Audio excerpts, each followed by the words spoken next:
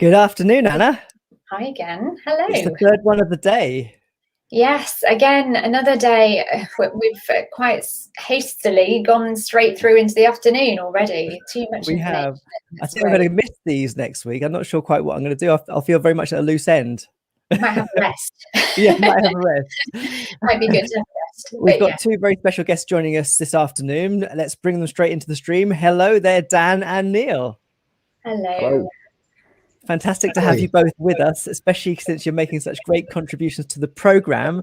And it's been an incredibly busy week. And I think, Dan, Monday seems like a long time ago when we had that first theme around the day. How's it been for you?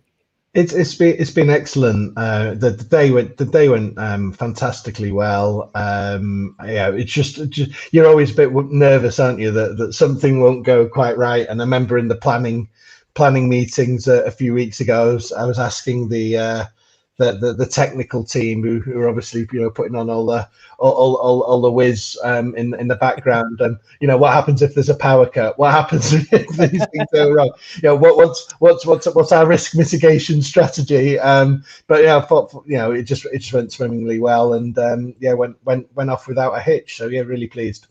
Great. And how about you, Neil, as well? How has your experience been so far?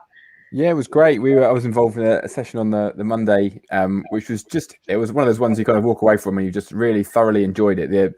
I was lucky to be on a panel with some people I hadn't met before, so got to kind of pick up on some of their perspectives and things I hadn't thought about. I think our session was talking about the kind of green recovery and the things that need to underpin it, and so we had lots of really interesting discussions about these kind of ideas of a just transition, about how we make sure that we don't leave people behind at the point at which we are transitioning towards this kind of lower carbon pathways. And it was great. It's been really enjoyable, and massive kudos to all those involved with organising.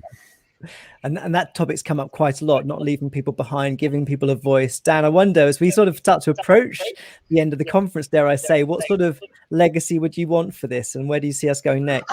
No, so I think what we wanted to do in the Green Recovery Day was really have this start of a global perspective, and then through the day kind of go through to what local actions look like, and that was how we structured the overall day. And of course, within that, there's a whole range of themes, some of which Neil's already just picked up on.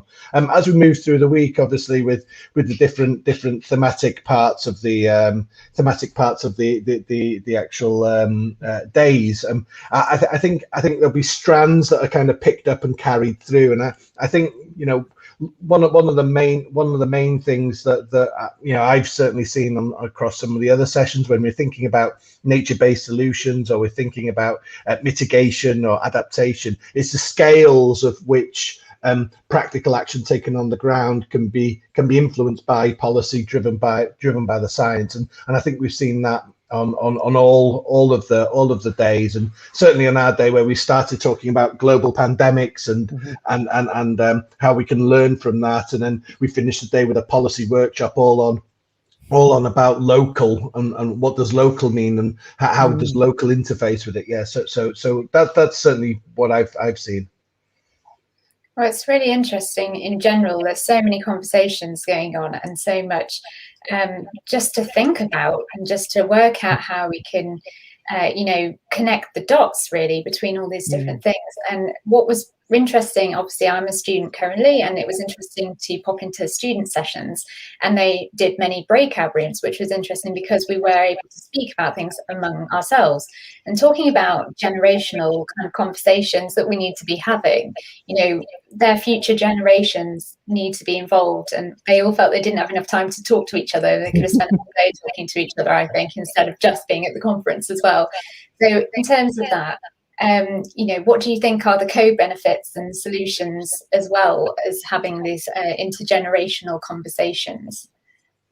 Sure. Yes, I mean, it's something that came up strongly in the session we had on Monday, particularly around the co-benefits. And I think the way I kind of often describe it is that so in how we kind of bring the public with us, going back to the previous kind of phrases, like we're thinking about what gets people out of bed in the morning and what keeps them awake at night. What positive vision of a future do people want to be part of? What inspires people to support action and take action themselves? And then also, what are the other kind of worries that people have in their day-to-day lives where action on climate change might actually be able to help?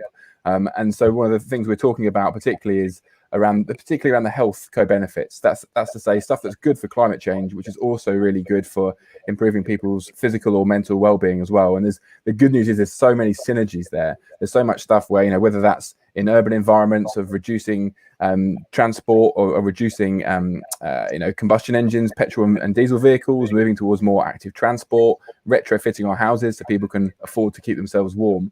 There's lots of areas where there's this stuff that's good for climate change, it's just good for a whole raft of different things. And I think, now, for many of us, when we think about, or many members of the public think about climate change, particularly, it can often be quite abstract. It can be quite long term and can be quite distant, both in time and space. Whereas a lot of the things that are climate actions also have near term, proximate benefits for people's lives, in terms of meaning that they're more likely to be able to breathe clean air.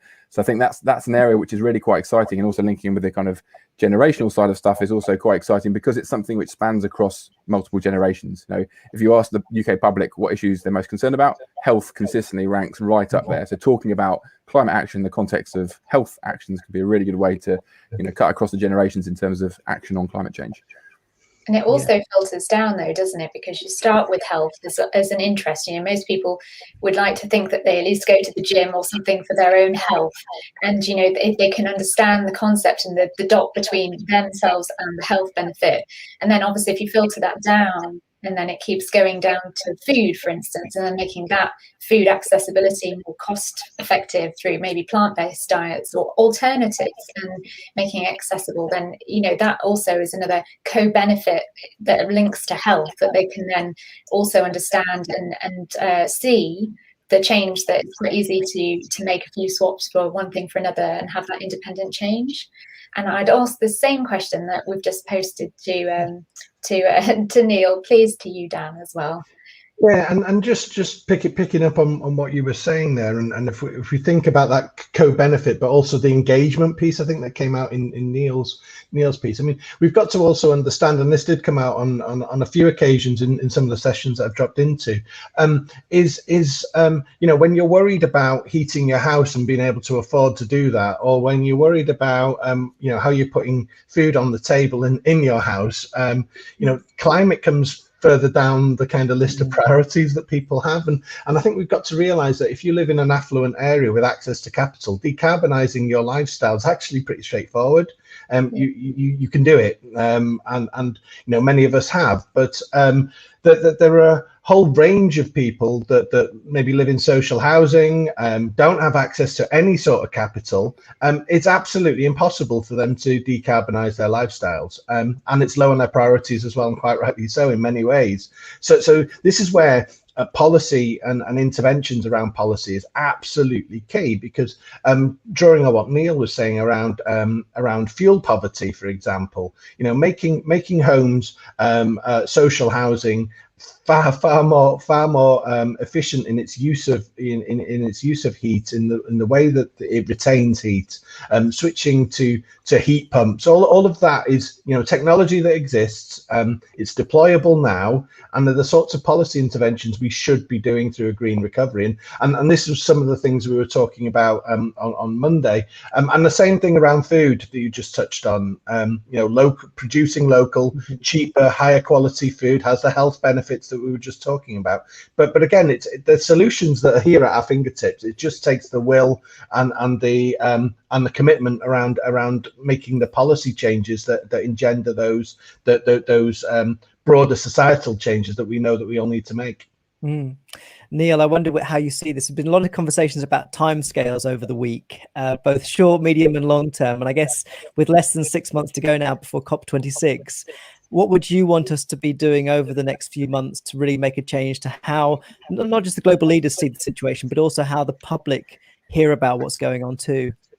Yeah, I think a key role, obviously, bearing in mind that this is bringing together universities from all over the country amongst the local communities as well. I think universities have a massive role to play, bearing in mind that, you know, we are geographically dispersed. We have close relationships with our local communities. We're a big employer in our local areas. So I think we've got a key role to play in acting as kind of hubs to engage and inspire people nearby and help to share some of this kind of positive vision and the solutions that are out there.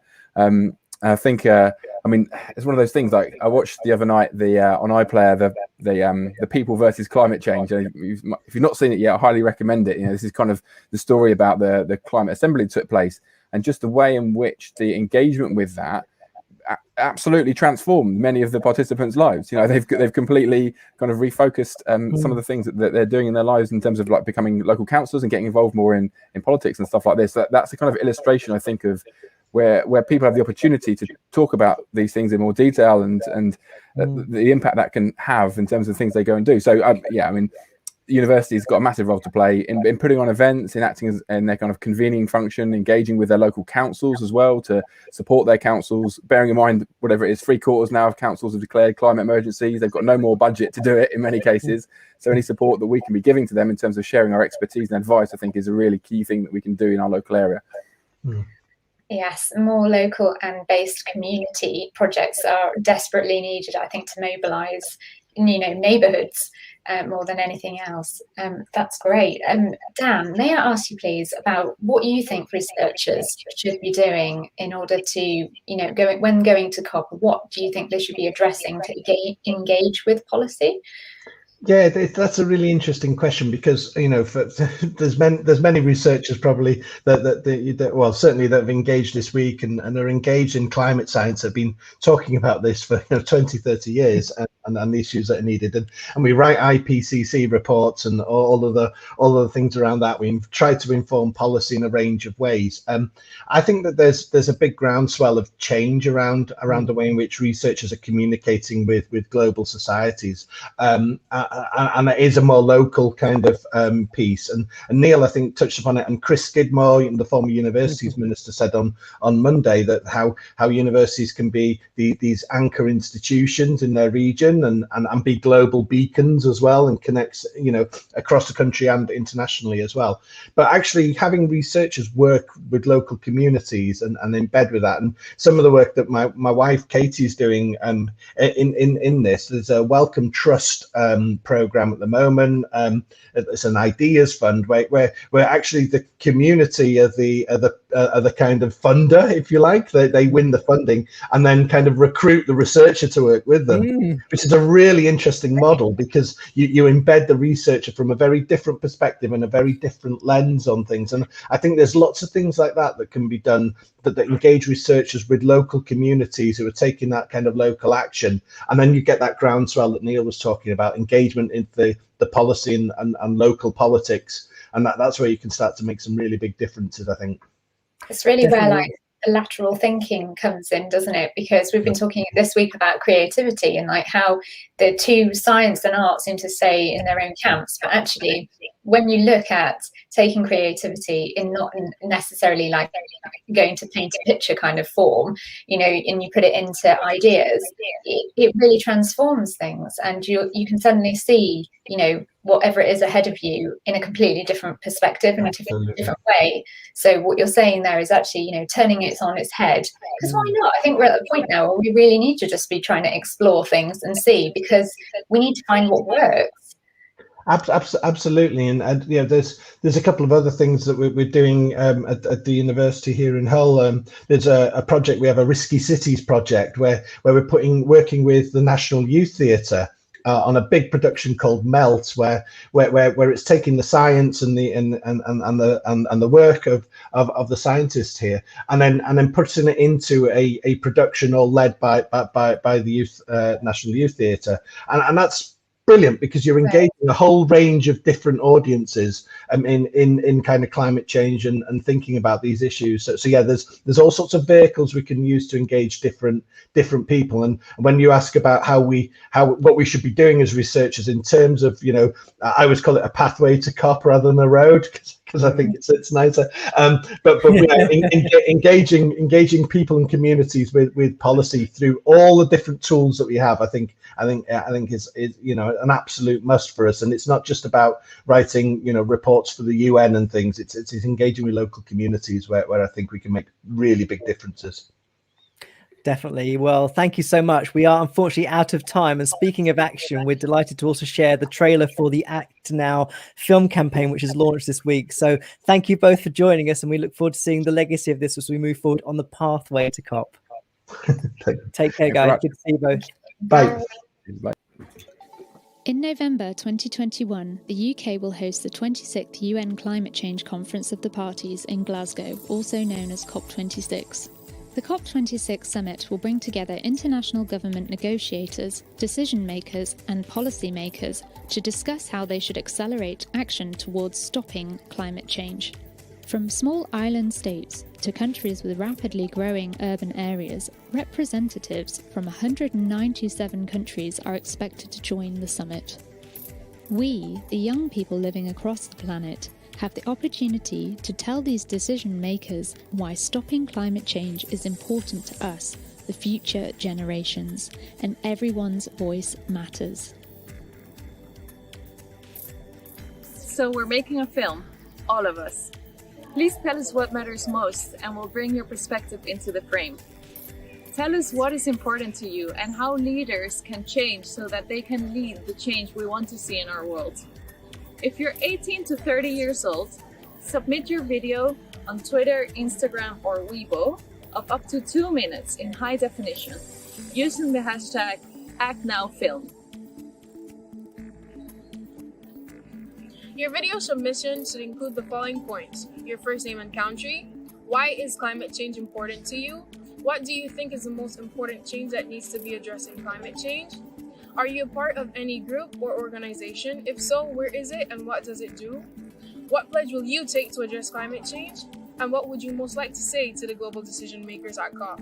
For more details, please follow on Instagram, Twitter, or Weibo, where you will find everything you need. Here's your chance to show the negotiators what action you are already taking and what action you'd like them to take.